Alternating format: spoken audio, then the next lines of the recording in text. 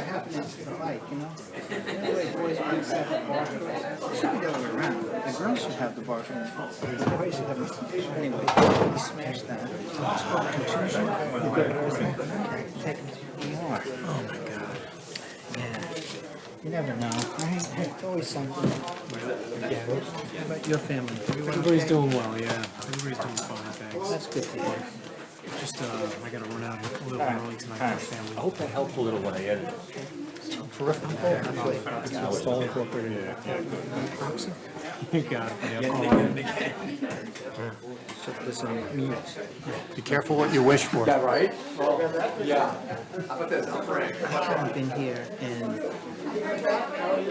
Okay, how are you? we stopped having meetings.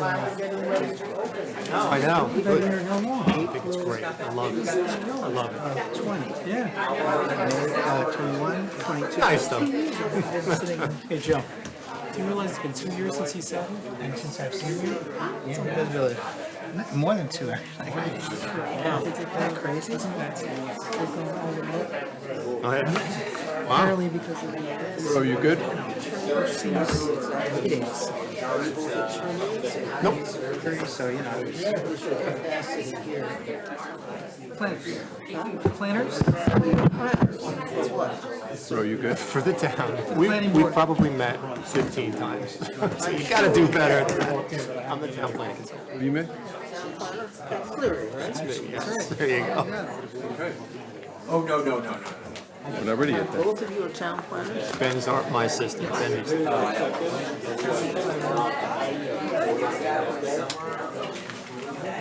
From that? How did you do that? Yeah. You are the assistant. And your name is? Ben? Ben? Yep. All right. AGA. He can get more out of you. Okay. You related to Thomas I'm gonna Heath? try it. He's my father. He's your father? Oh, he was the chair here, but he's not anymore. That's correct. Okay, Jim. I'm so pissed at myself. Yeah,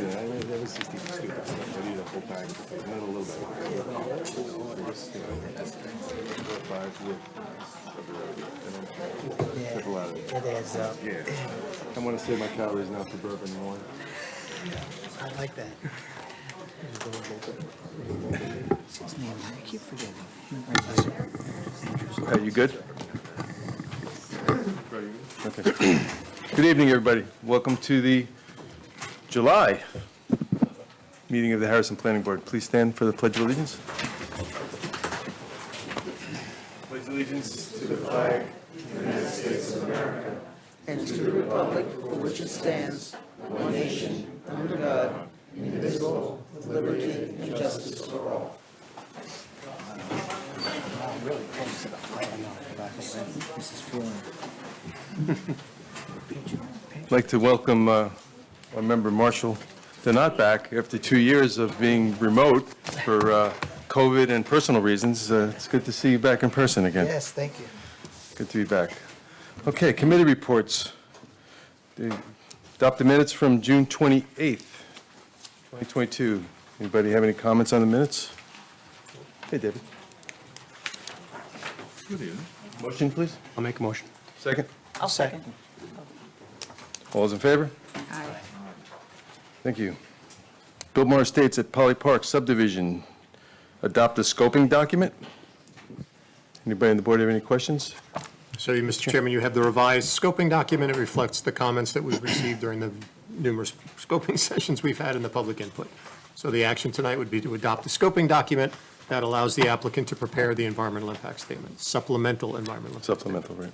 And, Mr. Chairman, I have to recuse myself from voting on this. Yes. You got that, Ro? Have a motion, please? I'll make the motion. Second? I'll second. All those in favor? Aye. Aye. Motion passed, thank you. 53 Halsted Avenue. This is a one-year extension on the steep slope permit.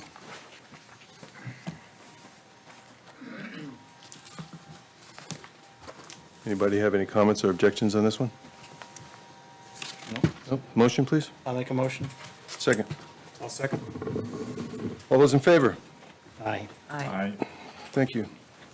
171 Lakeview Avenue subdivision, 180-day extension for the final plat approval. And again, Mr. Chairman, this is from the original approval, work had not commenced, so they need the extension. Okay. Anybody with a comment, questions? Motion, please. I'll move. Second. I'll second. All those in favor? Aye. Aye. Thank you. 2700 Westchester Avenue redevelopment. Adopt the secret findings statement. You have two items And- before you this evening, Mr. Chairman. So it's the secret finding statement, which culminates the environmental review of this project, as well as the recommendation to the town board on the proposed zoning text amendment. And that would be a positive recommendation. If so move. Okay, so let's take them one at a time. So let's take the motion for the secret findings statement, adoption of the finding statement. 2700. I'll make the motion. Second. I'll second. All those in favor? Aye. So now we need a resolution for a positive recommendation for the zoning amendment to send to the town board. And, Mr. Chairman, in that recommendation, the suggestion is that you suggest that the two zoning text amendments that came from both applicants be reconciled by the town board. What he said. Motion? Somebody? Make that motion, please. I'll make a motion. Second. All those in favor? Aye. Aye. Thank you. Webb Avenue, new multifamily building, same two issues. Same two issues, Mr. Chairman, slightly more complex project, and as you noted, a far longer finding statement. Yes. So please, a motion to adopt the finding statement, the secret finding statement. I'll make the motion. I'll second. All those in favor? Aye. And the motion to send a positive recommendation to the town board for the zoning amendment to be combined with the 2700 zoning amendment and reconciled into a single zoning amendment. Motion, please? That's a mouthful. Yeah, it is. I'll make the motion. Second. All those in favor? Aye. Thank you. Okay, the regular agenda, Yao subdivision is adjourned for tonight. So we need to open and adjourn the Yes, public it's a hearing? public hearing was scheduled. They've asked for an adjournment, and the reason being, we are waiting the DEC's commentary regarding the fill that's been placed on the property. Yes, we are. Motion to open the public hearing. Motion. Second. All those in favor? Aye. Aye. Motion to adjourn the public hearing. I'll make that motion. I'll second. All those in favor? Aye. Aye. Okay.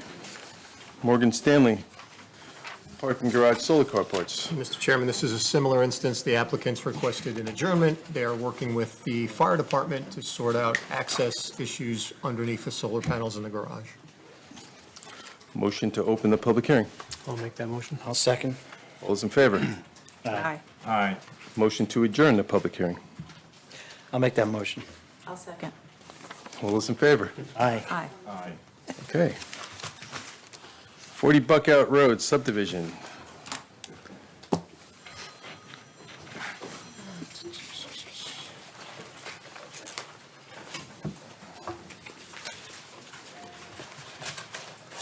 Good evening, Mr. Chairman, members of the board. My name is Albert Pirro. I'm the attorney for the developers of the site, which are the Buckout Developers LLC, which are the owners of 3840 Buckout Road. And I'm joined tonight by Chuck Utchik of Langen Engineering, who is the engineer for the project. Tonight, we're dealing with the completion of a subdivision which received subdivision approval 10 years ago and recently was acquired by its new owner. And in that regard, the project has gone through a series of what I consider to be somewhat misunderstanding of the land development process, the subdivision process, as that pertains to approved subdivisions, field work, et cetera, and as a result of which the project has frankly been in jeopardy. It is the subject of a number of violations issued by the building department, which are pending in the in the town court. Mr. Rutchek has worked on an amendment to the land development permit process, as well as the subdivision. And tonight, we're here for an approval of or amendment of the land development plan, as well as an amendment of the initial subdivision to match these initial site plans, et cetera. And I believe there's an old matter of approval of a wetland permit. I would like to also point out that in the past, the process has been that the planning board would not normally act on an application unless the violations were first cleared up before the town court. In this particular instance, however, the project had been started, is going forward. There are a number of walls that have been built, and the decision was made by the building department, I believe in concert with the planning board, that perhaps the planning board, the best course of conduct would be for the planning board, if it so chose, to issue the approval so that we could then deal with rectifying the matters with the building department. Last week, I met with Rocco Germani, I met with Sue Fuller in the building department, I met with the town engineer, with the town attorney, spoke with your town planner, and I believe we pretty much understand what needs to be done to rectify the matter, which hopefully will be an agreement which is worked out, and I think everything is now back on the right track. Finally, I issued on July 22nd a report to the planning board, which was requested, I believe, by your planner, regarding the present status of each of the 7 lots and what the development conditions were. As a result of collaboration with the engineer, with the town building department, site visits, and the developer, we're able to produce this document for the board so that it has a current, up-to-date status of the project. With no further indications, I don't know whether or not you would like Mr. Rutchik to go over the amendments to the subdivision plat and the land development project. Please.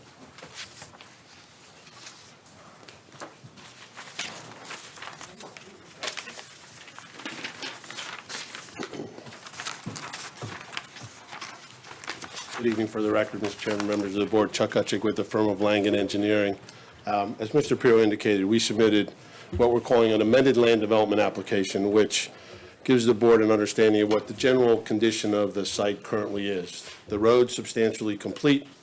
38 Buckout, which was the existing house that stayed, is substantially complete with a CO.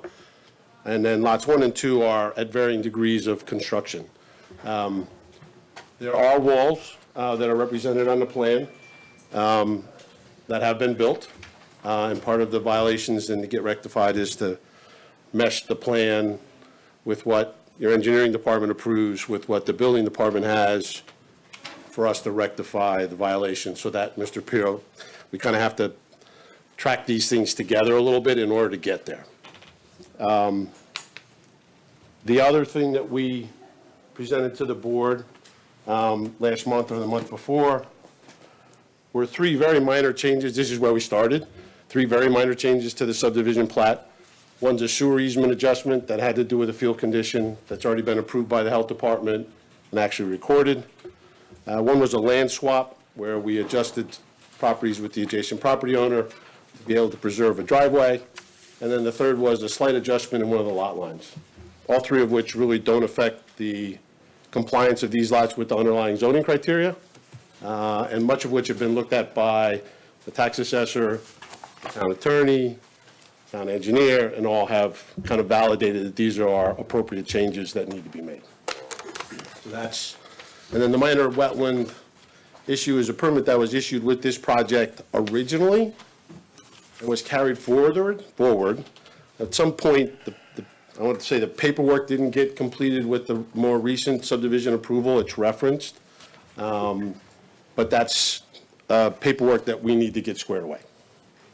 Well, that's kind of a general perspective of where we stand, and I'll try and answer any specific questions you might have. Question, hi. When you say for Lot 1 that the walls along the property line are gravity blocks, what is a gravity block? So unlike a concrete wall that's poured, these stand by gravity. So they're large enough in mass, and they get stacked in a certain way that they stand by gravity. So if you've seen some of the decorative modular walls that look like Legos, those tend to be gravity walls. So the differentiator is, when we talk about gravity walls, we differentiate them from a poured-in-place concrete wall, which is a solid wall. Is that what they're using at SUNY Purchase? Are those going up? I'm not familiar with that. I think most of the walls that you see now have that kind of textured face to them, and they look like, literally like large Lego blocks. Those are gravity walls. Some of these happen to be stone walls, natural stone walls, and some of them happen to be what we call big block walls, which are not the 12 by 18 blocks, but larger ones that we use in different applications. These walls have been heavily landscaped around the perimeter as part of the process. So they're not just the walls, but they've also had landscaping put along them, pretty dense landscaping.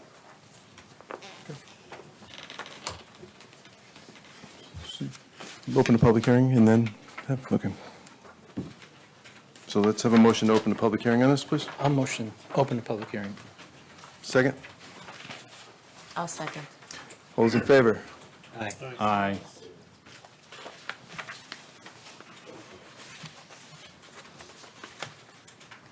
If the board has any questions or any issues you'd like to discuss, I'd be happy to discuss them.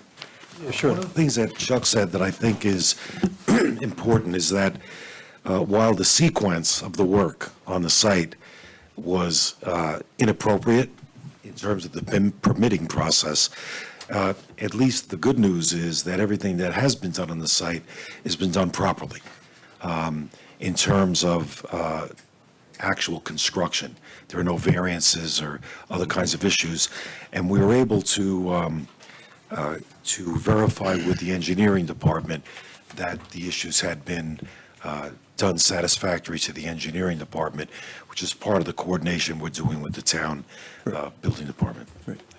So for me, the issue was, what was constructed in the wetland? Yes. And whether or not it was more beneficial to remove it and restore it and do the mitigation or not. And Beth, I believe you've been out there or you've looked at this, so can you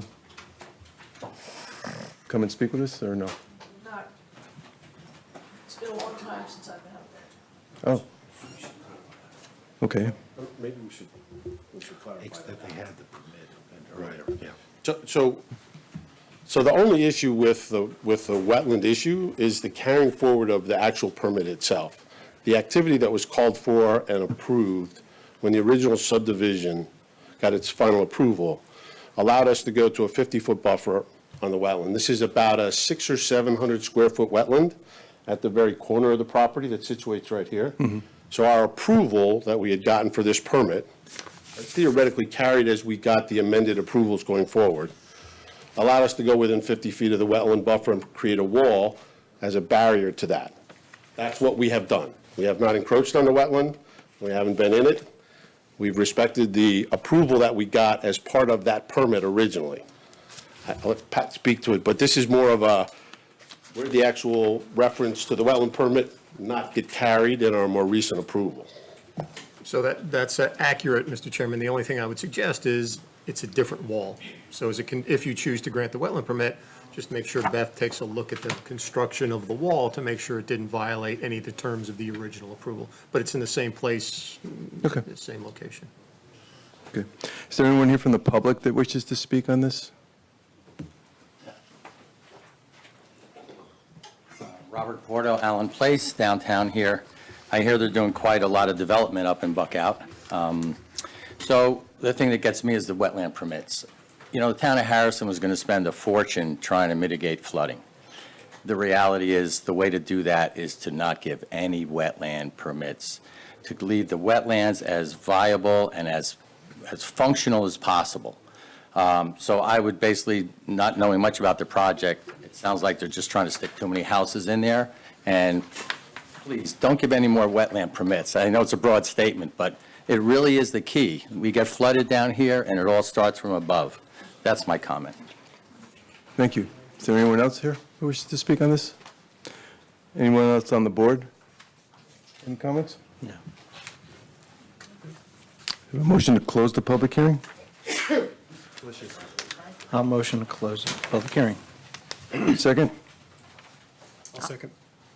All those in favor? Aye. So, Mr. Pier, you're asking for amended subdivision approval to basically make the plat what is in the field? Correct.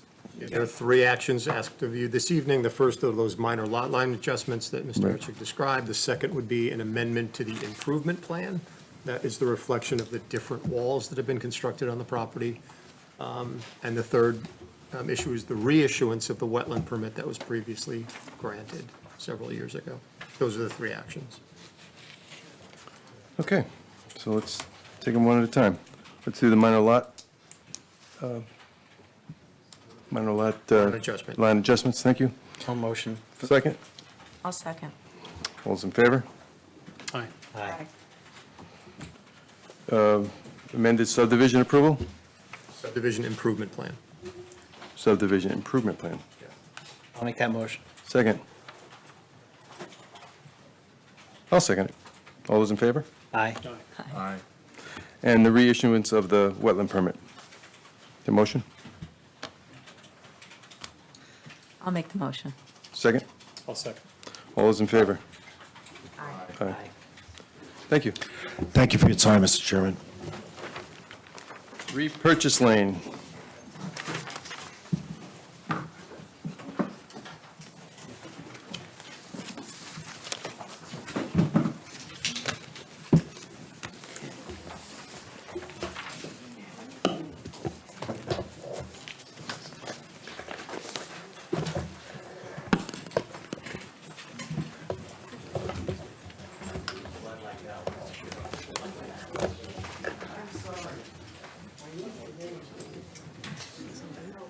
Good evening, Chair, members of Planning Board. My name is Andrew Spatz. I represent the applicant this evening who's present to my left, your right.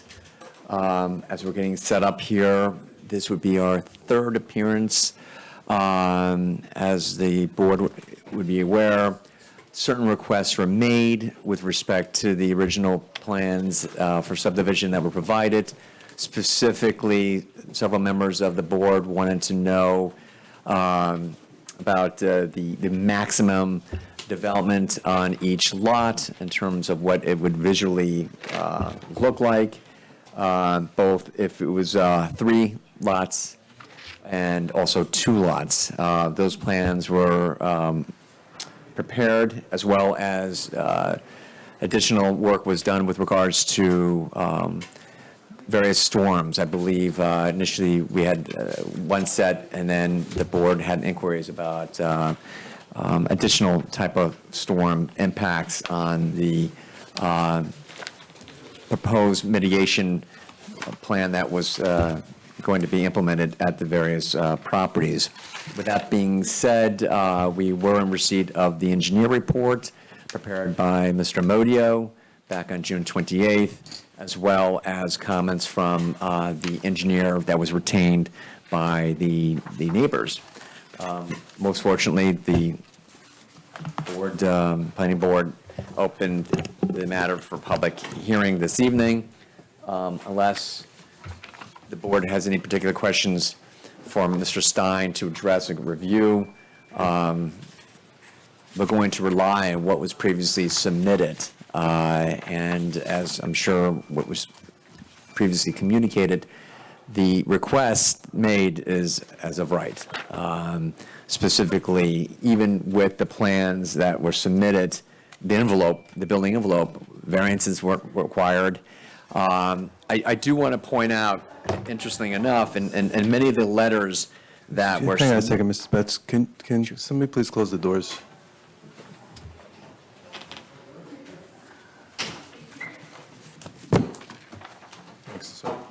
Let me just take a step back. Thank you. Following the suggestion of Chair and members of Planning, my client reached out to the neighbors to convene a meeting so that we could flesh out the concerns. One of which was obviously the memo that was prepared by Mr. Modio on the 28th with regards to the enhancement and replacement of the existing road. And unfortunately, that meeting did not come to volition. But our efforts, it's important to note, are not merely academic. They're genuine efforts to factor in the concerns that neighbors would have with regards to any subdivision. And of course, it's a knee-jerk reaction. And the letters that were submitted, they make reference to NIMBY. Yes, many of these issues are NIMBY in nature. I mean, period. You live on the street, you're used to something changes, you're going to be concerned. And you want to make sure that any change that is implemented does not negatively impact the quality of life that you've become so accustomed to. But there's also the legalities of what someone has the right to do so. And I just want to point out, because there was numerous references to the 2013 comprehensive plan with, quote, respecting existing neighborhoods and add the quality of life to an area. And I made reference to this several months ago when we first appeared. And the plan from 2013 was not to prevent subdivision of private property, which could be used for a single-family house on a lot. In essence, the letters being conveyed is asking you to say, wait, to build or subdivide, you can only be permitted to have a 6,500 square foot house. That's not what the 2013 comprehensive plan intended. The town didn't plan to make a point of having the entire town have minimum lots of 6,500 square feet for a structure. That's not it at all. And I think that is a stretch to apply the spirit of the 2013 comprehensive plan to. Oh, okay. I wasn't sure who he was. With that being said, so I think that argument is debunked by the spirit of the fact that there's ample property, there's ample space, both in the rear off of Purchase Street. Absolutely nothing would change in that respect. And also, there's been a lot of discussion about water. Water. Listen, I'm the former co-chair of the Flood Mitigation Advisory Committee in the Village of Mamaroneck. Nobody knows water more than I do. And that's something that is obviously concerning. But right now, the situation is actually being brought on by Purchase Street. This is not an issue that's being caused by my client, the applicant, or the concept that they've discussed. And we have gone into great length and great detail in terms of what apparatus and what mechanisms would be utilized, because right now there is none at all. And the proposed plan would incorporate that. So with that being said, Mike, if you want to add anything to, and we welcome the comments that are going to be provided by the neighbors. So good evening, Michael Stein, President of Hudson Engineering. First, I am sick tonight. It's not COVID, I promise. I've been tested 3 times in the past few days. But just to briefly go through, we've worked on making revisions to the plans based upon Mr. Amadeo's comments to upsize the system to meet the 200-year storm events. So lots 1 and 3, they both include. Say that again to me, what? The 200-year storm event. So lots 1 and 3 have been designed based upon field testing that was performed. Lots 1 and 3 are fully infiltrated, all the runoff coming from the impervious areas into the into a Coltex system. Lot 2 was not conducive based upon the field test, so a biofiltration basin was utilized with a retention system to make sure that all the flows leaving the site are well below what the 200-year storm event would be. Again, these are conceptual houses. These are not actual footprints. This is based upon, just to give an idea of what the development would realistically look like. So one of the questions that came out of some of the previous comments was the Coltex don't work. Can you address that? Reading through the review memo, I think the question was more concerned about maintenance. And part of what we have going on, But leading into it, one of the things that you do with Coltex is you have an isolation row where there's fabric below it, and that row itself is the first row any of the runoff goes into. So any sediment, any debris that washes into that basin, or washes into that row of Coltex. With doing so, you add a drain inlet outside of it, so that way, if you do have any accumulation of silt or sediment, you can have a vac truck or a jetting truck like Fred A. Cook come out, jet the line free, and that line is kept clear. That also leaches out into the other Coltex, but not the silt and sediment. It's really for focusing to keep the silt and sediment in the first row. What's the size of the line, It's the width of the Coltec. which is? It's approximately 48 or 54 inches, the bottom, but it's basically like a half barrel. Half, okay. You guys have any more questions? Can we have a motion of the public hearing? I'll make that motion. Second. I'll second. All those in favor? Aye. Is there anyone here that would like to speak on this? Rob Porto, Allen Place, it's all about flooding. So, steep slopes are extremely important. I know the town board basically changed the law to make your life tough, or make your lives easier. The laws have been changed. But anything you can do, like steep slopes, if you can stick to that law as much as possible, steep slopes are very important.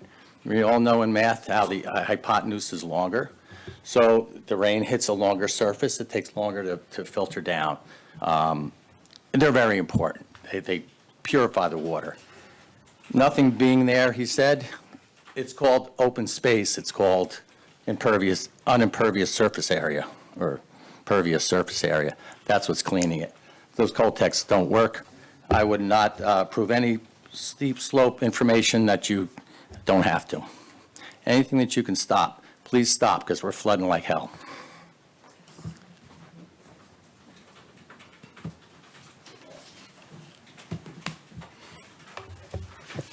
Good evening, Mr. Chairman. My name is Tony Veneziano. I'm here on behalf of the neighbors of Purchase Lane. Over the past few months, there was a lot of angst on my client's part dealing with the tax maps, the 1.5 acre lots. All of their houses are on 1.5 acre. They've all been there for 20 or 30 years, and they're worried about their resale value. And they were talking about the fact that it's been 1.5 acres, and how could they develop at 1 acre? It didn't take long for them to understand that the 1 acre zoning is going to carry the day. And so, in that sense, we have issues with the project, which we'll talk about tonight, but the zoning isn't one of them. The zone, it's 1 acre, it's as of right if you can comply with seeker and if you can comply with the subdivision regs. So, the second issue is the stormwater and the drainage. This area has drainage problems. Your engineer, it's plagued with drainage problems. There's standing water on the road. There's water that cascades from the south over Purchase Street down to this property and moves right along to 2 Purchase Street, which is flooded in all the major storms. And 3 Purchase Street, we walked into, with the consent of the owner, 2 or 3 weeks ago, there's water marks 18 inches up in on the floor. So there's a real concern for water. If they can make the water stay on their property and not come across the street, that's okay. So the issue, I have an engineer here who's going to perform an analysis. They talk about 1 and 3 having these sort of working, and you have rock at 5 feet. So you have water coming down from across the street, passing underneath the site, in addition to what's over the site, at a pretty decent grade. So you have velocity with this water going under, goes under Purchase Street as well. The next issue is the road width. Your engineer calls it substandard, in that anything that they do should be brought up full standard road. Now, I don't know how we got, is there a fully standard road on that plan? On what? On that plan. So I don't even know how we're here for a hearing on a road that your engineer is never going to let go on this subdivision. So I think, I don't, if it's 21 feet, whatever that road is, on the right, on the northern side, the right-hand side going down Purchase Lane, at 3 or 4 feet, you're going to lose grade. You're going to have to put walls. If, we would like the road, if it's expanded, to be on their property. The next is landscaping. So we would like to see a landscaping plan, because if they do 3 lots, we'd like to if they do 2 lots, we'd like it landscaped. This lane has a very special feel to it. When you drive into it, it's really not like a lot of the other streets in Harrison. They'd like to keep it that way. If you expand the road, it's going to cut down a lot of the larger trees, which will affect the whole ambiance of the area. You also have lighting and stormwater drainage that they want, that your engineers recommending go into the road. So after we present the engineering, we'd like you to think about getting an engineer to review this concept. Because you said that they don't work. When No, I you, didn't say, I asked. You asked the question. Your engineer said that Yeah. they don't work. so, and she'll say it again, so if you have that, we just want to make sure you can guarantee they're going to stay dry, and we'll be okay. On the issue of the meeting, because at the end of this, when you stir it all together, we really need to figure out what there is going to go there. And my clients feel like they should have come to us before they submitted. So there was a email launch from some part of Europe to set up a conference call by Zoom, and my client it just hit him wrong, and I pulled the plug because it was getting personal, and I just wanted it to go along these lines. Let's go in and talk to your board, see where we are for today. So with that, I'm going to have our engineer speak to you about her analysis.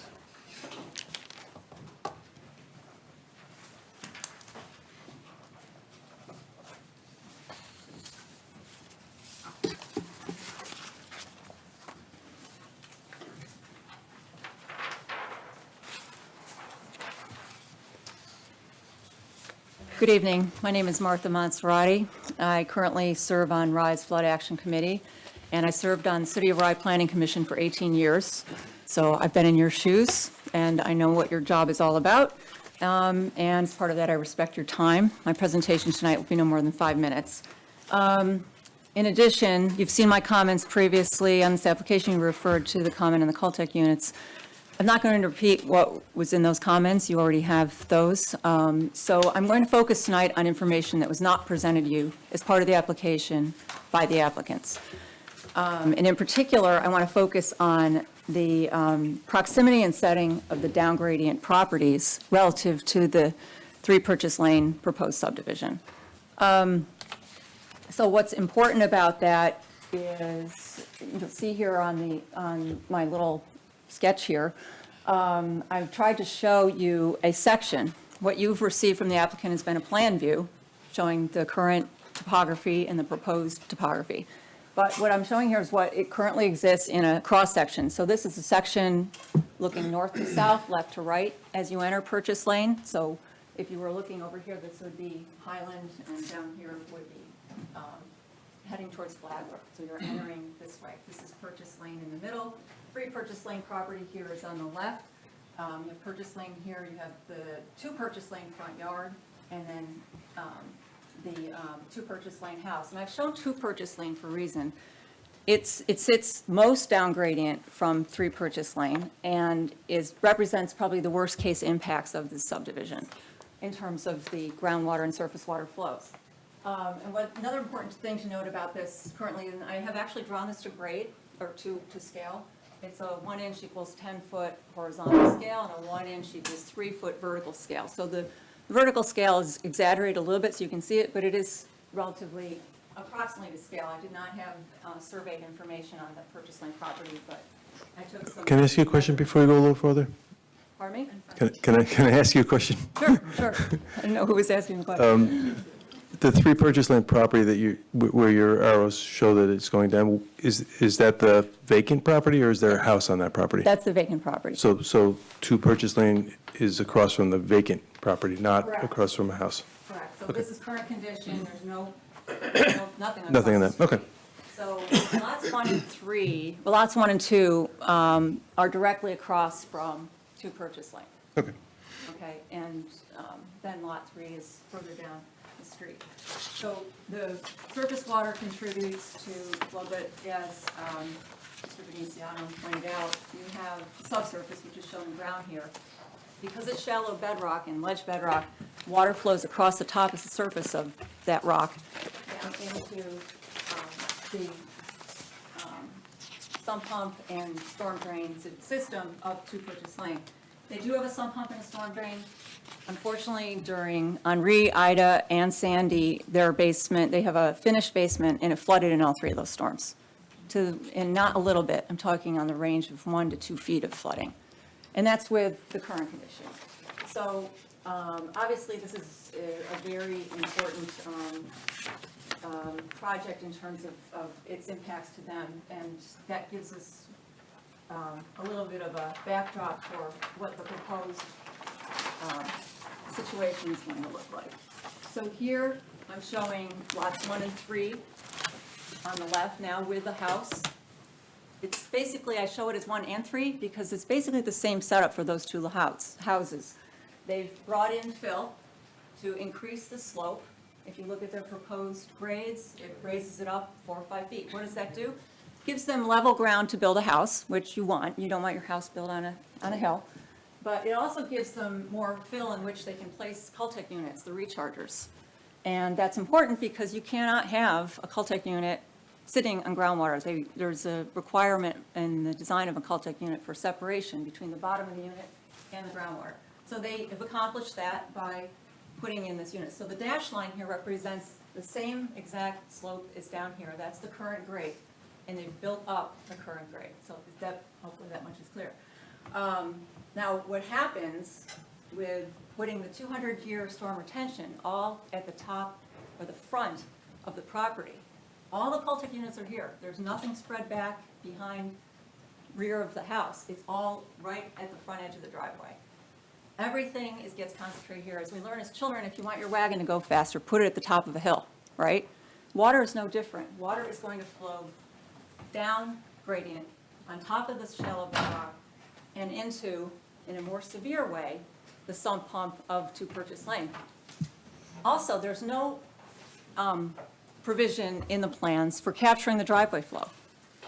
All the captured rainwater, stormwater is rear of the driveway. So anything that is on the driveways from those two properties comes down the driveway, across the street. There are no improvements in Purchase Lane, and goes right into the front yard of this property.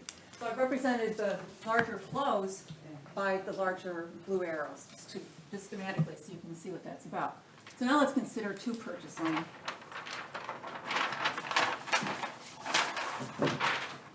Okay. Two Purchase Lane, as the applicant pointed out, was not able to do this. Why weren't they able to do that? They have groundwater that they found at 5 feet on that property. They have shallow bedrock there, I'm sure. I don't have a measurement for it, but I showed it as slightly shallower because that is what's perching the groundwater. That's why they can't put Cultec units on this property. Instead, they've put a retention basin, biofiltration basin, which measures about 12 feet wide, and you're seeing the width of it here. It goes about 30 feet long in front of the house. Now, I don't know how many of you have a lake in front of your house. It's a little bit of an unusual treatment, and it's even more unusual for the fact that it's right in the top of the slope. So in past storms, I know in Rye this has happened, where we have frozen conditions. Any water that happens after one of those ice storms has nowhere to go because the drain in this system gets blocked. What's normally infiltrating no longer infiltrates, and it flows over the top of the slope, down the hill, across the street, and into the front yard to Purchase Lane.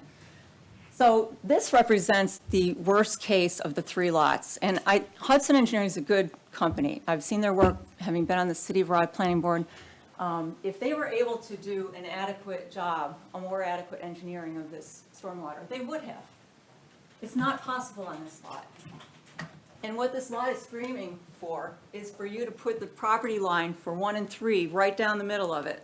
Because what that would do would mean that this substandard condition with the shallow rock would then fall on a property line. And with your setbacks, there'd be no development on top of the shallow bedrock. And that would help to improve the stormwater flows. In addition, by eliminating this lot, you create more area in the back of lots 1 and 3 for there to be more, maybe more distributed treatment of the stormwater, and not all concentrated at the top of the driveway in each lot. So going back, just one last comment, yes? Could the ground on Lot 2 be elevated higher so that you could put a Cultec under there? Yes, it could, but you'll end up with even a more severe condition as described here, only higher. Higher hydraulic head, faster flow of water, and it doesn't solve the problem. So I think the town engineer had a very important comment about the road improvements. With this, normally, streets have storm sewers and storm drains to collect the water. There is one storm drain here, and none of the residents seem to know exactly where it goes. We suspect it crosses through 2 Purchase Lanes property. They have a tennis court off to the side here. We think it cuts through and goes down to Flagler, believe it or not. So what is this all going to do to their properties? We don't know. There's been no study of the storm drain done by the applicant. Nobody seems to know where it goes. So some type of improvement to this road is going to be necessary for this development to operate properly. And frankly, as a member of the City of Rye Flood Action Committee, I hope that it's not to discharge all the stormwater out to Purchase Street, right? Because we know where that goes, right into Blind Brook, right down to Rye, and flooding, as Mr. Porto pointed out, thank you for coming, it's a problem, and it's death by 1,000 cuts. So we'll talk tonight about this being as of right, yes, it is 1 acre zoning, but I know that you are here not to just draw property lines. You're here to add your own professional discretion as to when and where a 3-lot subdivision like this doesn't make sense, and where it's going to cause severe hardship. Thank you. Thanks. I just wanted to follow up. There's a maintenance issue, both of the Cultec systems and the stormwater pond, where you're relying on those people for doing it. And also, I think the size of this road, this town engineer's statement, it is recommended that Purchase Lane be improved and fully brought up to standard, needs to be talked about, because it's going to get larger, and they're talking about lights and storm drains, and I think you need input from your engineer before this moves forward, okay?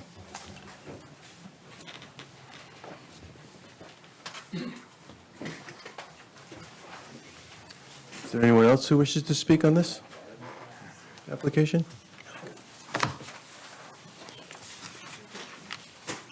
So I'm going to take my own advice, Pat, and yours, and I think that we'll ask for Woodard and Curran, an independent engineer, to look at this in addition to the town engineer.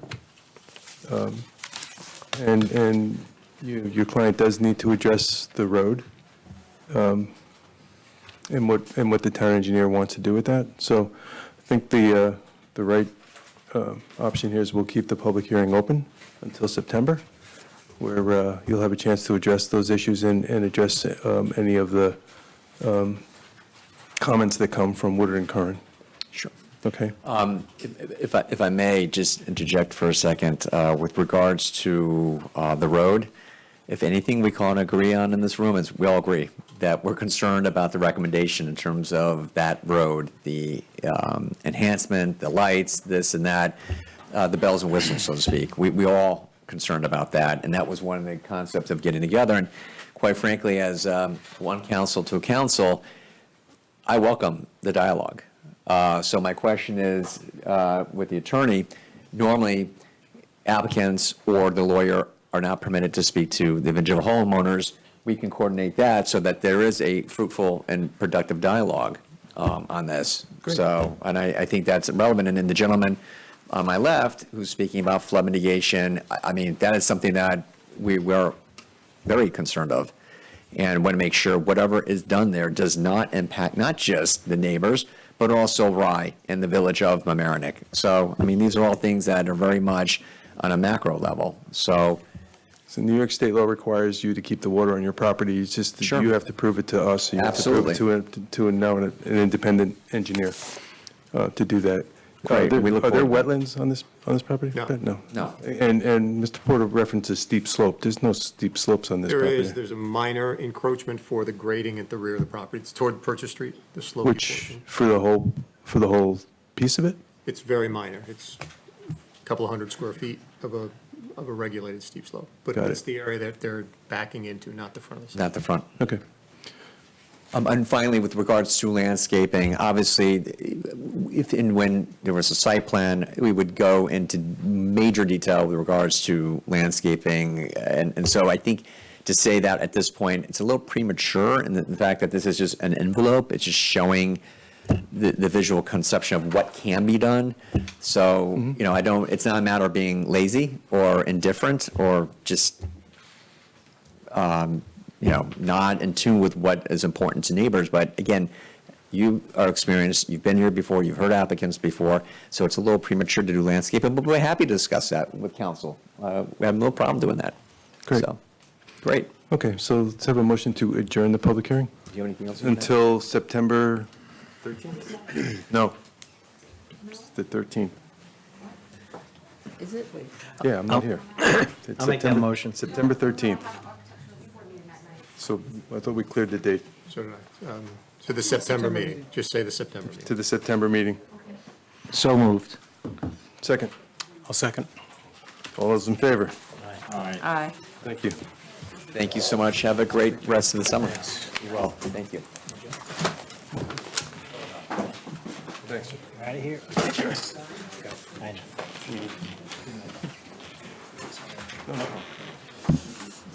131 at Delphi.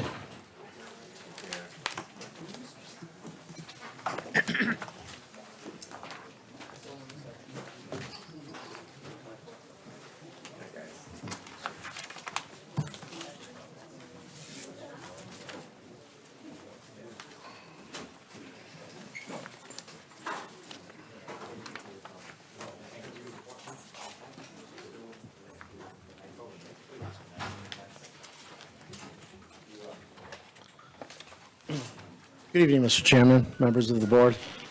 We're here for a continuation of a meeting from last month, and we had a couple comments from engineering that we had to address. For the record, please. Yeah, Steve Domofsky, I'm with Domofsky Architecture.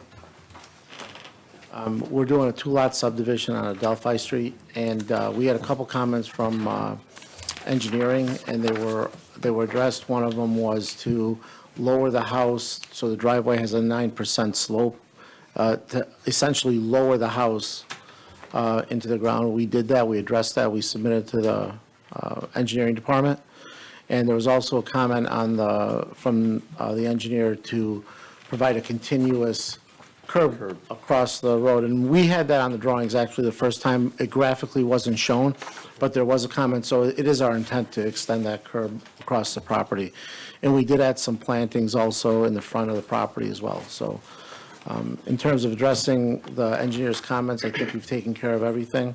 So one of his comments was he didn't have a full set of drawings with plans and details. Yeah, I don't know, we submitted the full set of engineering drawings like we normally do for a subdivision on the engineering side.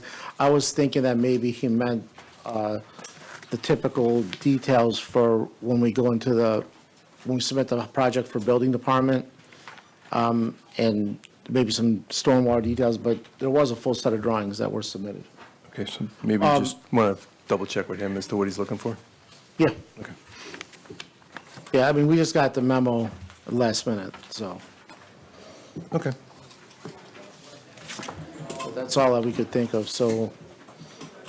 So we got two things to do here, Pat? Schedule a public hearing on this. Just one thing to do. So let's schedule a public hearing for September. Date to be determined. I'll motion. I'll second. All those in favor? Aye. Thank you. See you in September. Yep. 81 Crystal Street.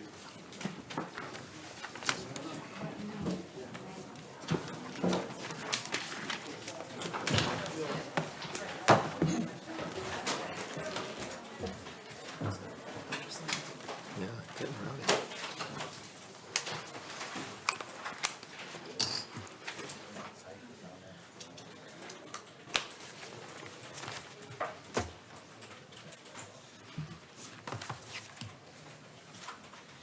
Good evening, Board. Adamo Majorano from Community Designs and Engineering. Just to, I guess, recap from where we left off at the previous meeting, we did receive comments from the town engineer, Michael Amadeo, which we provided additional information on the plan for what he was looking for. Basically, there's a preliminary elevations of what the homes can look like. This is, again, a two-lot subdivision. We did shift the house a certain distance away, well, the house envelope a certain distance away from the floodway. There was some also additional information that the surveyor had to supply to Michael Amadeo as well. Then, just recently, we received yesterday another memo. Basically, what it is Michael has been away recently, so it's been hard to get in touch with him, but there's some subsurface stormwater drain pipe that's somewhere in this corner of the property. And I don't think engineering has any information on this condition, so that I'm trying to get after the surveyor to sort of do some exploration of what's going on with this condition. There's a pipe in the corner of the property and also where that pipe catch basin is. So what he was mainly looking for is to see what's going on, with showing, where those pipes are going. So that's what we're trying to get after surveyor to, again, see what's going on with basically that condition on his last response memo. And then, other than that, another Comment about the driveway, too. then that'll clear, well, that's what I tried to get a hold of him, just to see what he was talking about with that. So if there's any adjustment that has to be made with the driveway, then that's a pretty easy adjustment. We did propose, we are just proposing permeable paver driveways just to, also help out with the stormwater mitigation concerns on that condition, but that wasn't really something that he was really looking for at this point, but.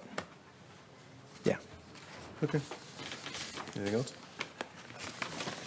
No. Okay. So the same thing, we schedule a public hearing for September. So motioned. I second. All those in favor? Aye. Aye. Thank See you you. in September.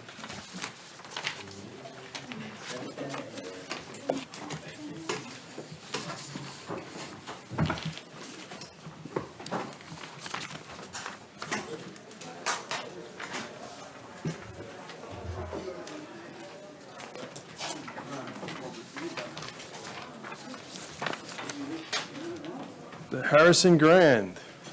It's getting grander every time you come in. Good evening, Mr. Chair and members of the board. My name is Gary Hirsch, and I'm the principal at L. Combs, which is the applicant. With me this evening is our attorney, Allison Fausner, two architects from the firm of Crozier Gedney, Rex Gedney and Niels Frederickson, and John Canning, who is our traffic consultant. Since we met about a month ago, we've listened to comments, concerns, questions that the board has raised, and we've made some important improvements to the approach that we've taken.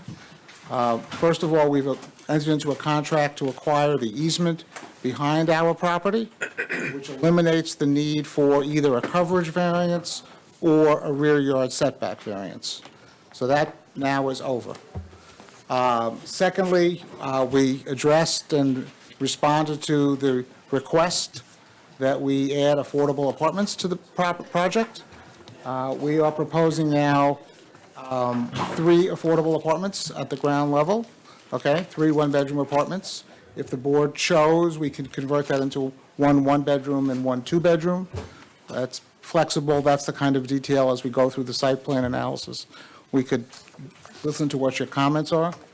To help offset our cost for providing the affordable apartments, we have added, and the cost of the acquisition of the easement, we have now converted what was originally a 28-unit plan to a 31-unit plan, and we've added 2 apartments to the penthouse, or to the top floor, as we call it. In all other regards, the plan is as we presented, and if you want, we can go through the very, very modest changes to the top floor, if that's of interest. Okay, Rex, you with me? Yes, sir. Would you please go through the board? Hello, John. Good evening, Mr. Chairman, members of the board, Rex Gedney. Ground floor plans are essentially the same as Mr. Hirsch mentioned. We're now in the process of acquiring that easement. This plan shows the roof plan essentially with what we had submitted to you and with the modification that we're now proposing. They're effectively the same. We did take away some of the amenity space in order to fit the additional apartment, but from a massing standpoint and from a layout plan, they're effectively the same in space. So does that affect the amount of open space you would be providing based on the code? So, It does. so with 31 units, we're required to provide 6,200 square feet of open space. Right. The total open space in the project is approximately 6,400. As I'm sure everybody here knows, virtually every project that comes before you looks for an exception to the rule that limits the amount of open space attributable to the balconies and the roof. So we are providing sufficient open space, but we need a variance not for the amount of open space, but to permit more than 50% of it to be on the roof and the balconies. Is that clear, Pat? So the code, as Gary's alluding to, only 50% of the area that's in balconies or on the roof could be counted toward the usable open space. So it's not that they're not providing the square footage, it's that the code says you can't get credit for all of that space. How much over are you, about 50%? So we're at approximately 6,400, okay, square feet of open space, and 6,200 is required. You'll find, if you look at virtually all of the nearby projects, they look for the same exception and are granted the same exception that we're requesting. Yeah, but you're special. Oh, I know that. So is the... I mean, the way to provide more open space would be to provide less parking or to provide less amenity space. We think, or frankly, to not provide affordable apartments. So these are the trade-offs and the balances that are always appropriate in any presentation. I had a question, now that you mentioned parking. On a Saturday afternoon, I drove by the site and, drove around the parking lot of the bank. And there were quite a number of cars in the bank's parking lot. So obviously, you're very close to Newport. I mean, where do you think those cars are coming from, and where would they go if? So the Newport had a license to park there. And with JP Morgan, the owner of the bank. That license has been terminated, and they have no right to park there. And that termination has been in effect for about 90 days. So if they're parking there and not parking there, I'm going to say it with any agreement with the property owner. Is it perhaps they feel more emboldened to park because it was a Saturday, or are there people, So I would love to be able to answer the personality about somebody I don't know. It's easy to do. But I don't even know if those are bank employees or anybody else. Well, the bank was closed, so there were a lot of cars in that lot. Oh, then it was probably people from the Newport Towers or other places in the community.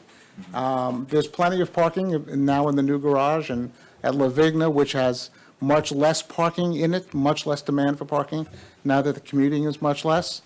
But I don't know who's parking there, and I don't know their motivation. Okay. But obviously, maybe not obviously, they and they being Newport Towers and us, have reached an accommodation that they're facilitating this building, so they're accepting of what we're proposing, because they're selling us the property. So Newport Towers has the easement? That's Where you're buying correct. it from. Well, we had the easement, they own the property. Got it. And so we are now purchasing the easement. And, the reality is whether you purchase the easement or not, the building is going to look exactly the same. There's no change in the appearance of the building. When you say you're purchasing, you currently have the easement? So there's a piece of property. You're a real estate lawyer, so you understand this. This piece of property, we have an easement for ingress and egress. Can you bring up the site plan? Yeah. So it's this piece of property right here, okay? Because it's for ingress and egress, okay, and it's exclusive, that right is exclusive to our property, the 402 Halsted property, there can never be parking on this, and there can never be any structure on this. so long as there was only them owning the property and us having the easement. Okay? So it was always our view that we really had control of the property. But to facilitate and address concerns of members of the board, we took the extra step. And the building inspector. Okay, I didn't hear from him, but I'm happy to make him happy too. Well, we heard from him. Okay, so we've now fully addressed that. Okay? So you purchased the land, which has the. Which was covered by- encumbered by the Yeah, easement. which was encumbered by it, okay. So there is one question relating to that. You've answered it in your submission, that by purchasing this, did it affect Newport Towers compliance in any way? You've indicated it didn't, but Allison, if you could document how it is not affecting that, that would be helpful. And I'm not asking you to do it now, it's just, Okay. so we got it that it's not, but We've looked at Prove the, it. we've Prove looked it. at the change since 1967. There's no encumbrance recorded. There's nothing in the planning records that but that reflect it. land area wasn't used for density, it wasn't the setback for the building. No, provided all to of that was addressed in an architect's letter written in 1967. I cannot go beyond what was in the record. That's fine. So if we can get it, and Allison, if you could clean that up for us. And the purchase has been closed. No, the purchase of both 402 and the easement will take place concurrently. It's at the timing is at the discretion of the bank, because they want to move to where the Avalon is building their, okay? And so we've given them a window between March 31 of next year and September 30th of next year, when they can tell us they want to close. And we'll close the two pieces of property, because that land has no value without the land of the bank. And David, just another point on parking. Historically, many of those properties, particularly Lavinia, they've rented commuter spaces over time, so some of the folks in there may have been there for other reasons as opposed to just residents of Newport Towers as well. So I just want to go back to the open space for a second. Sure. And I know we talked about this when we were walking around in Mamaroneck, and thank you for that. That was very helpful. Good. For the site visit. And when you were here last time, we talked about 1.25 spaces. Parking spaces per unit is being what we believe is appropriate. So there's no actual open space on the ground? There is for- actually. Okay, There is there is actually. now. Yeah, so, With the addition of the easement. well, we've Okay, so- created a terrace over here that qualifies as open space. The minimum dimension, as you know, has to be 15 feet. So this is open space, and now this is open space. So we have two places on the ground that's open space. Okay. Which is, yeah, I got it. I mean, is it usable? Well, this is going to be a great enhancement. Right. For the two affordable apartments. And this was designed originally as a real luxury apartment with its own private terrace, backyard, or front yard. And now it's going to be dedicated to the two one-bedroom apartments. And then, so I guess my question would have been is if you took away 2 spaces or 4 spaces, would that seriously handicap your ability to, and then use it for, more usable? We're presenting the program that we think strikes the right balance in all ways. Obviously, should the board or the community say, we would like you to have less parking and a dog run, then, or a playground, we're not going to have kids, so the playground would be useless. We could do that. But we've attempted, we've talked a lot Yeah, about listen, about the rooftop. Yep, And yep. we're creating an incredible, a unique space in the village, in the town. And it's going to be wonderful. I got it. Listen, we'd like to try and not have variances if we can. Sure. And you get rid of almost all of them. Right. With the acquisition of that property. I did the same thing that you did on Saturday for different reasons, obviously. I was at Delight, and I know John is here somewhere. John Canning. Yeah. And you talked about it last time when you were here.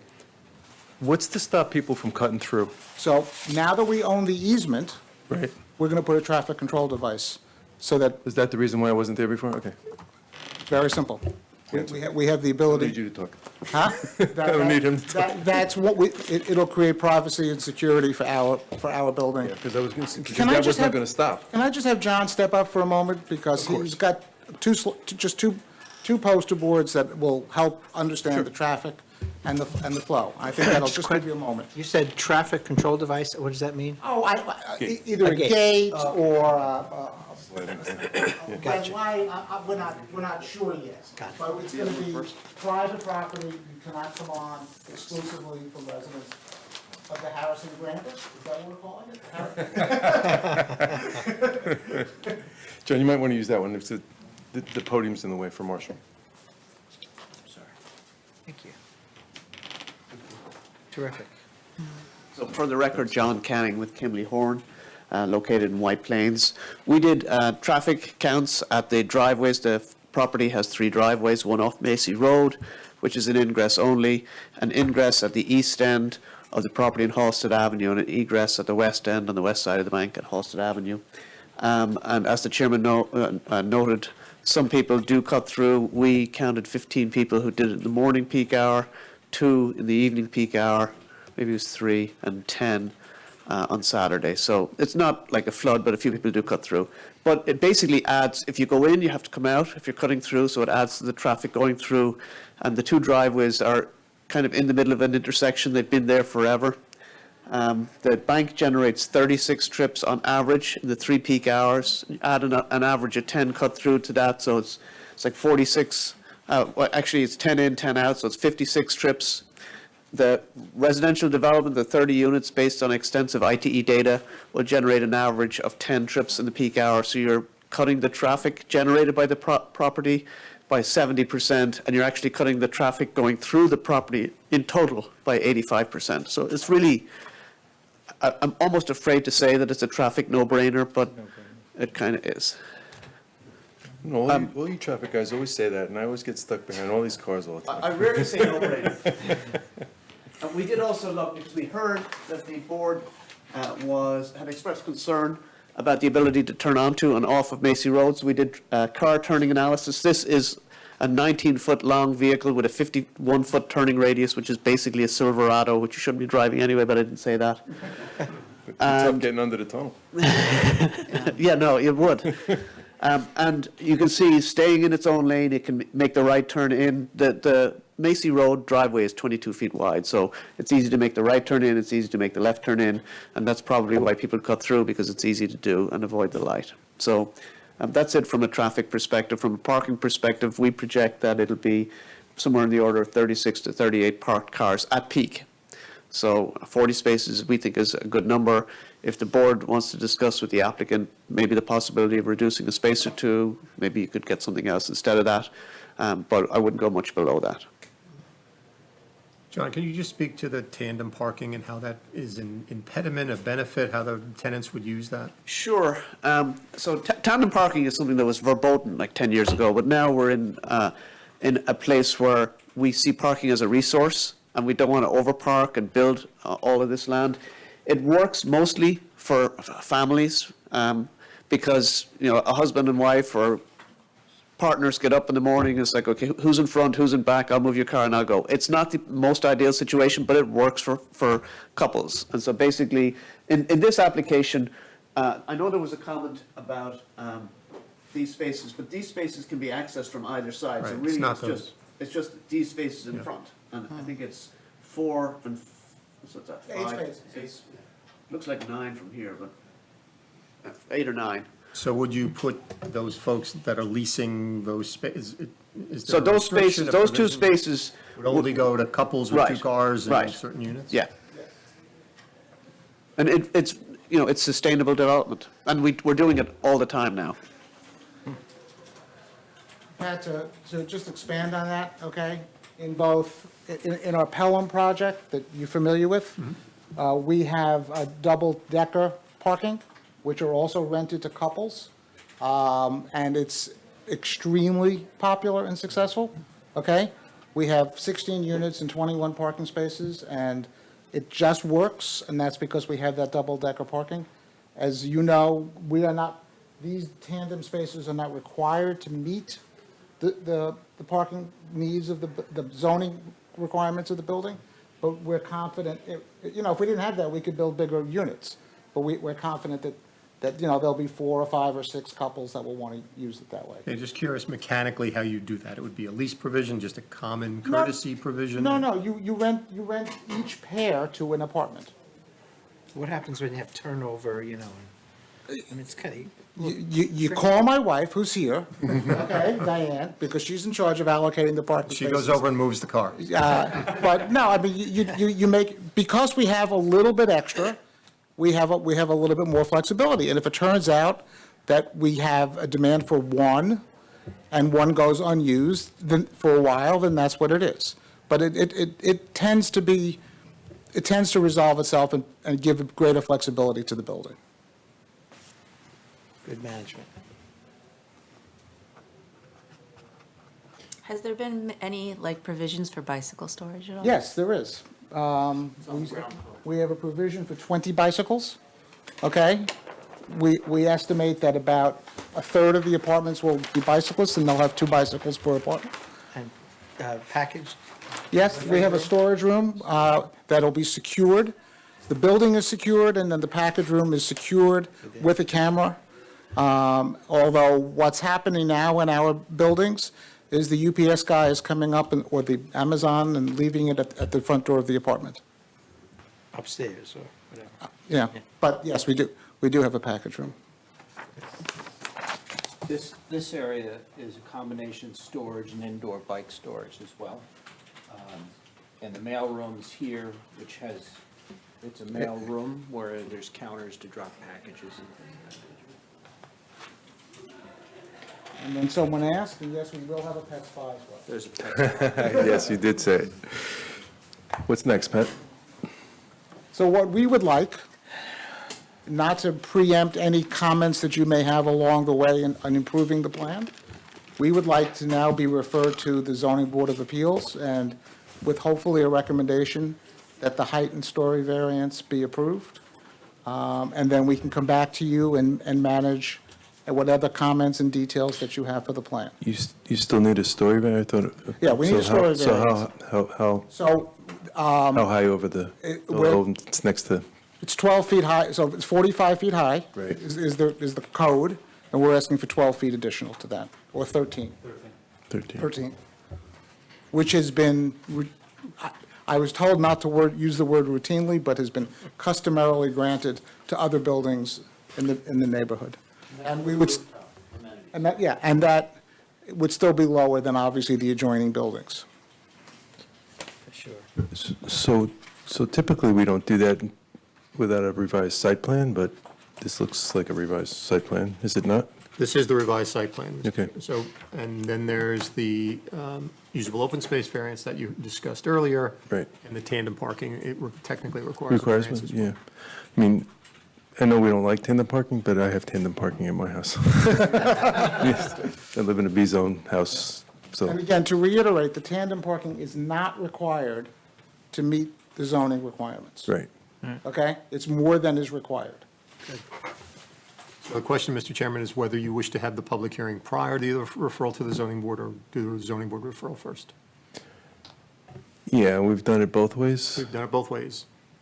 So if you think public input would influence the decisions on height and the usable open space, have the public hearing. But I personally don't think that plays into this too much. I don't think Well, the public. being right next door to a bigger building. Right, exactly right. So it's entirely your choice, Mr. Chairman. I say. What's your pleasure? Go ahead now. Zoning board? I'd say no. Yes, the zoning board. No? No, I'd say okay. Okay. You good there? Okay. Okay. So let's have a motion to send the recommendation to the zoning board I'll move that to, yes, positive recommendation. second? I'll second. All those in favor? Aye. Aye. You need me to vote? Thank you very much. I didn't vote. Wait, where are you going? Oh, Wonderful evening. thank you. Now, there's no written text of a recommendation, it's just, we It recommend. will be. It will be. It'll be from Rob. I get, I Not got it. editorialized, it's I not- have to sign oh, something. there's no lawyer right to that? No.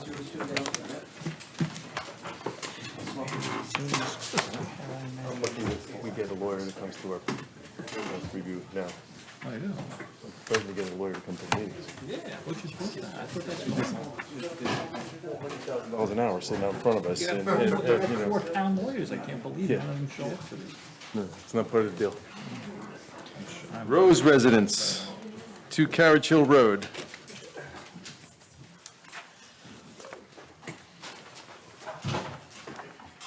You all right, Ro? Yep.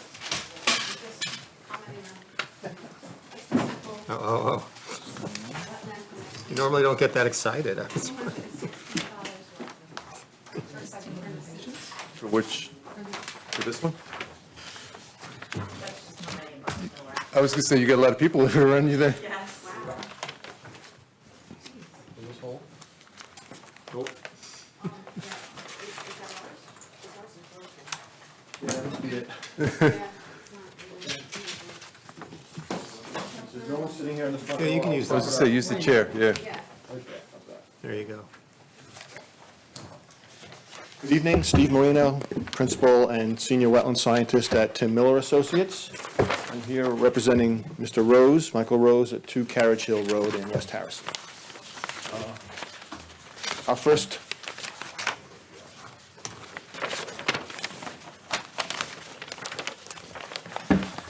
This is the subject property right here, and there's a pond just to the north of the property. The proposal, there's an existing pool and deck area at the rear of the house, and the proposal is to add a 15 by 15 gazebo-style addition of pool. It's not even really, it's not even a cabana because it's not a closed-in. It's open, but it'll have 4 posts and a roof for patio furniture, et cetera, underneath associated with the pool, give people somewhere to sit out of the sun. So that would be located right here on the north end of the current pool pad.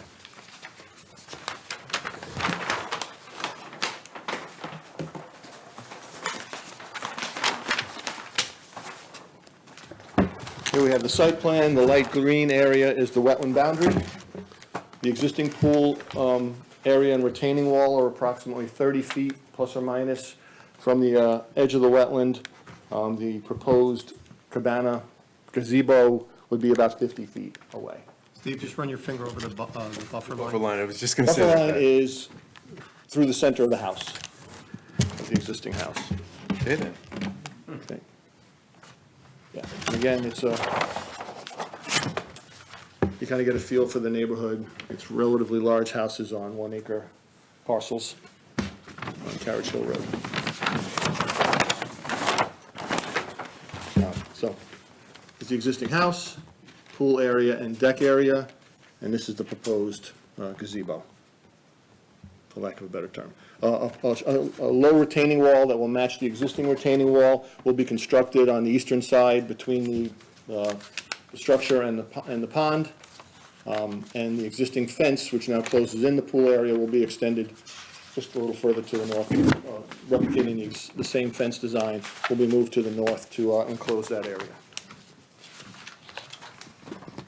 And the wetland was redelineated in February. I flagged it in February.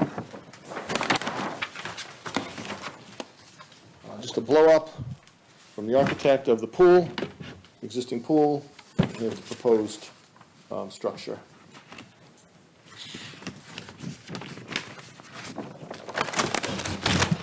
If I can make it simple, I would. This is a pretty simple, pretty straightforward, really, as to what's going on. Here's again, a blow-up of the proposed structure. It's 4 posts with a roof. The back wall would actually be closed in with some kind of a brick or masonry material, so that there'd be probably a little kitchenette type area there and room underneath for some patio furniture to be placed underneath the roof.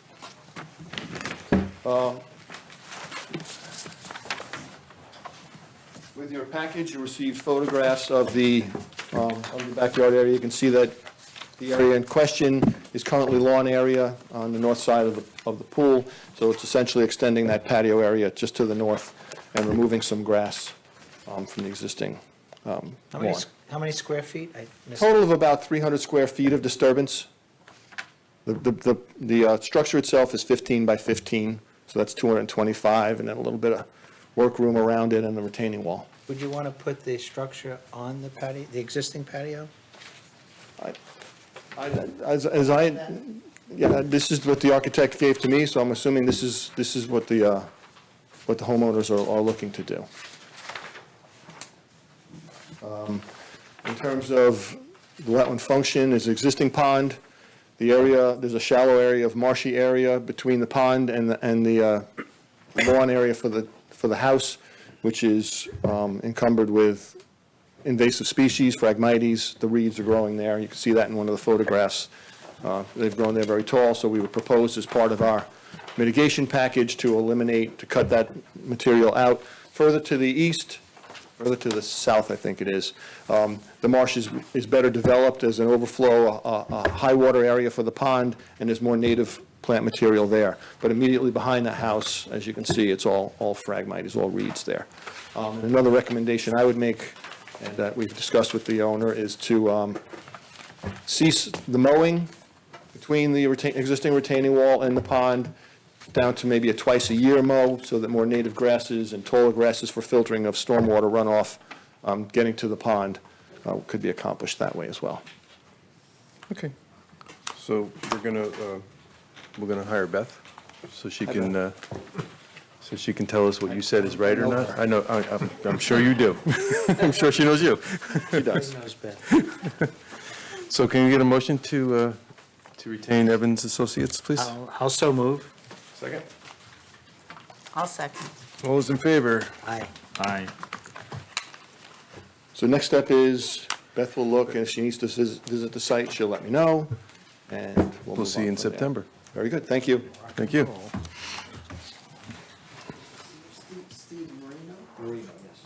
Stonely Manor. Just did.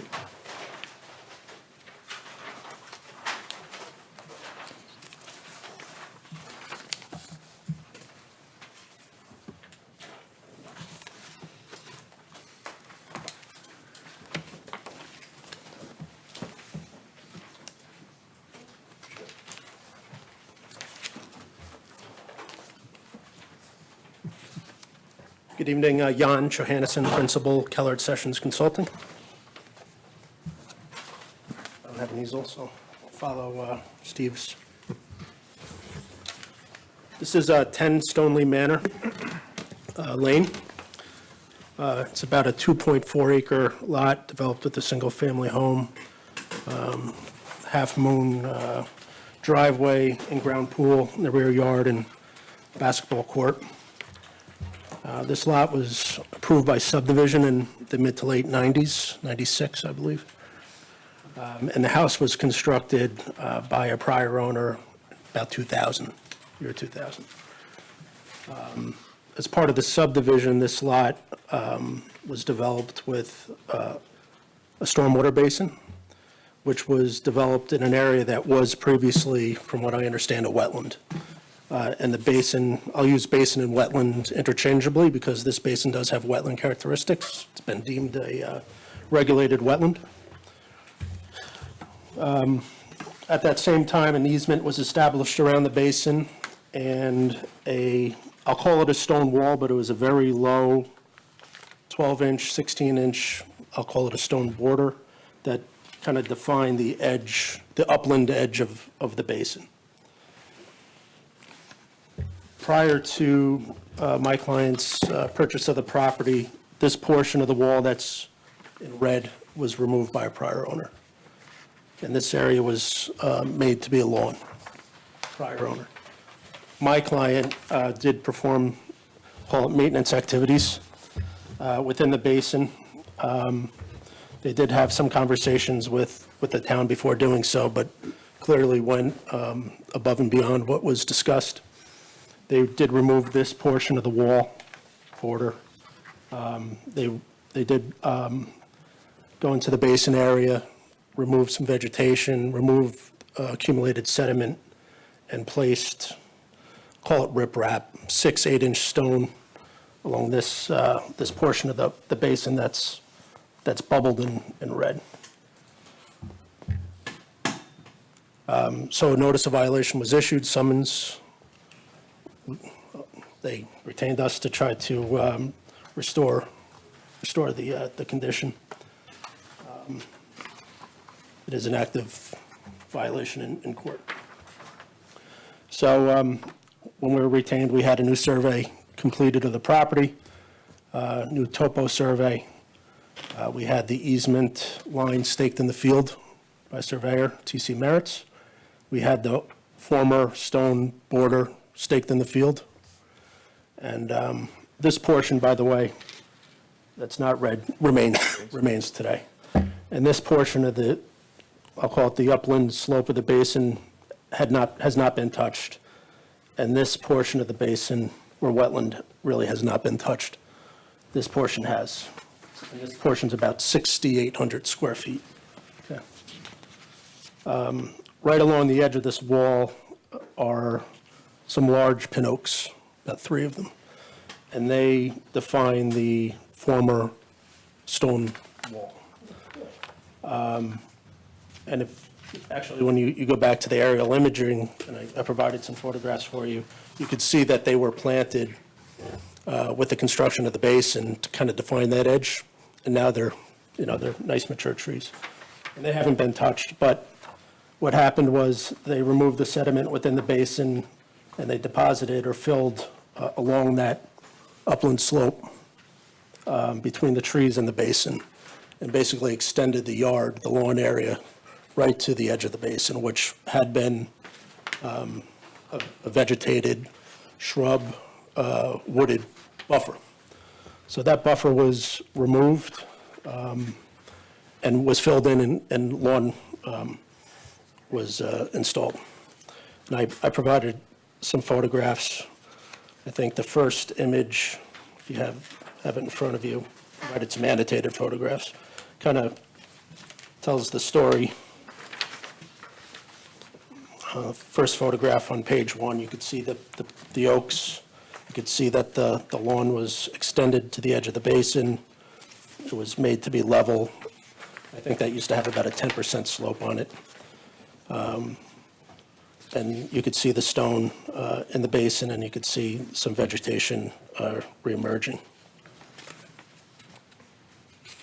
I also provided some aerial photography from approximately the year 2000, when the house was under construction, to present time. And you could see how the property's changed over time. But really, what my client was responsible for was this portion here. So we are proposing a full restoration, which is shown on our sheet 2 of 3. We're proposing to remove all the stone. We're proposing to recreate that 10% slope from the tree line down to the floor of the basin, and revegetate that buffer with native trees, shrubs, perennials, and also emergent vegetation within the basin. We'll remove whatever invasive species are there, which there are some. I listed them in my report. And we'll leave what is native and replant about 300 one-gallon perennials, 337 is what I have here on the plan, within the basin itself. And then of about 67 shrubs in that upland buffer, and 4 trees. All the plant materials, decent size. And that will just become what I hope was there before, trying to really recreate what was there. So you have seen comments from the towns? Yes, Okay. and I have met with Beth in the field. So Pat, we in the past, when we've done these, and I don't know what the next action will be, but when we've done these, what's the language we put in the resolutions that pays for somebody to go out and check and make sure this is done for a few years? So, yeah, I know you there- gave us language. It's been a long time since we've seen each other in person. I don't remember what it is, but, yeah. And I think, from the case of Stoneleigh Manor, we ran through those inspection funds that were set aside for Beth long ago. So So we're back into an escrow payment for Beth's time and services now. Yeah, I hope we're up to date on the escrow. That was, But yeah, this is an instance where there was monitoring done at the installation of, it was put in properly, it was then altered by the owner and the subsequent owner. Yeah. And they got caught, and now they're here. So that's really the story, and you've heard the applicant describe that they're restoring what they did incorrectly. This is a cards on the table, we did it wrong. What about the other piece of it that somebody else did? Right, that's the other thing. So Beth has been involved in this Okay, from the outset. come on up. Wherever you want to go. Wherever you're more comfortable. It's just, I don't want Jan to get, good evening, it's nice to see you, those I haven't met in person. Beth Evans, been the town wetlands consultant for a while. Jan and I did meet out there in January, and he has developed, I think, a very good approach to restoring this area, but in order for his plans to be correctly implemented, there's going to have to be oversight. And it is his plan, so I am fine if he wants to do the monitoring and give me reports, and I go out there once in a while, that probably would be the best way to do it. But it's going to need to be monitored when they're taking the gravel and the soil out of that basin area, and once that's done, I think we should have a sort of a checkpoint that that's done and done correctly. And then the plant's installed that he has called for. He's called for options, and that's fine, because there's not always the right things available. But I want a list of exactly what they put in, and the size, the species, and the numbers. And that is in my report, and I'm sorry to be repeating what I wrote. that's okay, as long as. But I just, we've read the report, have absolutely no problems with anything in it. I think that's the way to do it, and then, based on how quickly, and I say this somewhat judgmentally, I was out there in December of 2020, had a Zoom call with Pat and the landscape architect, and I believe the owner was on that call in January, and all this work, or most of this work, had been done by June of that year.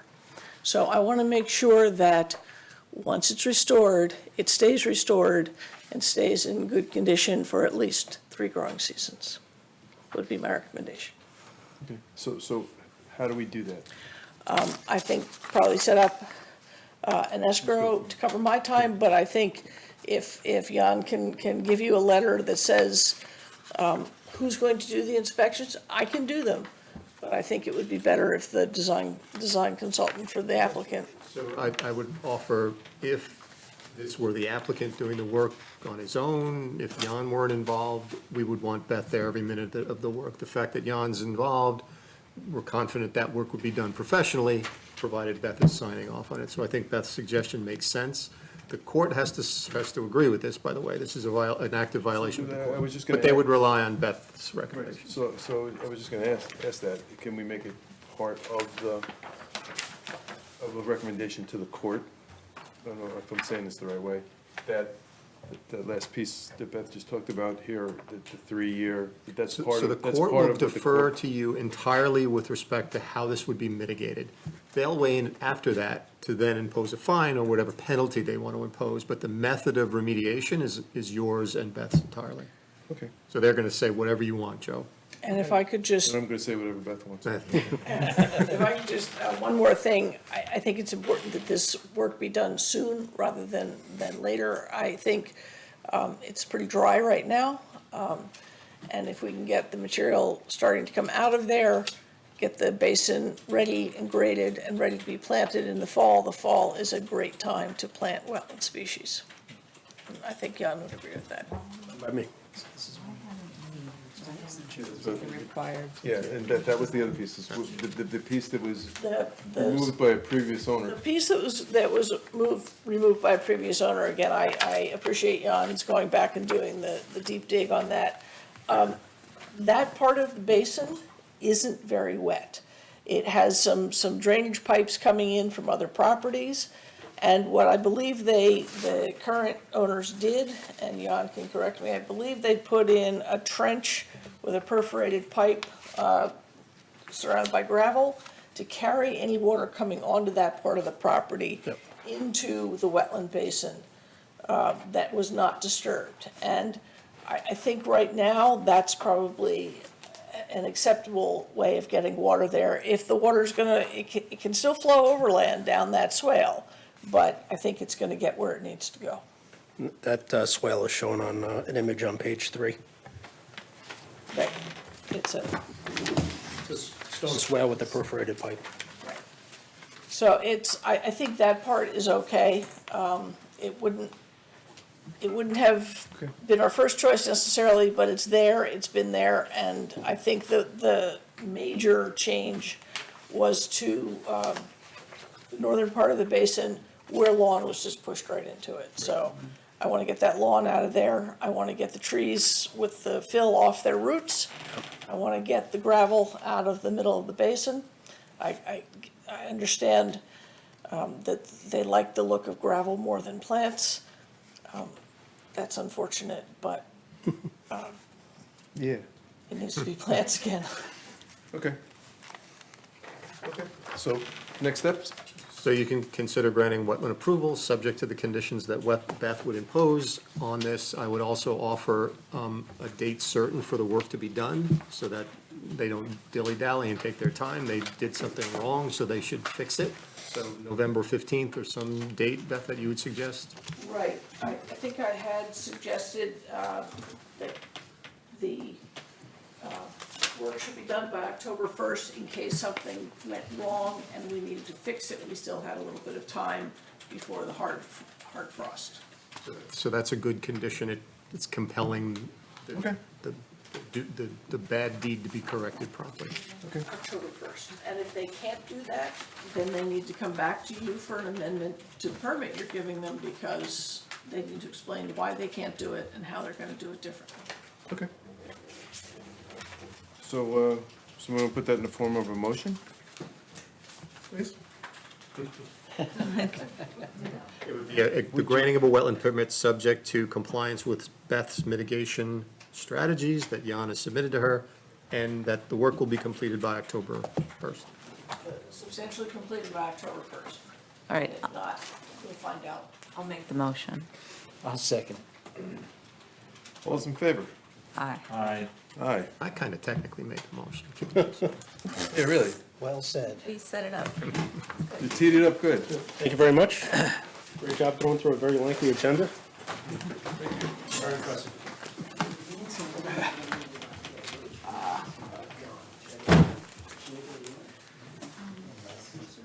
So, you want to hang? What do you want to do? I don't want to, yeah. Yeah. Yeah, Have a motion to close the meeting, please. I did 10. Yeah, no, my son. Make a motion. Okay. I make a motion to close the meeting. That's it.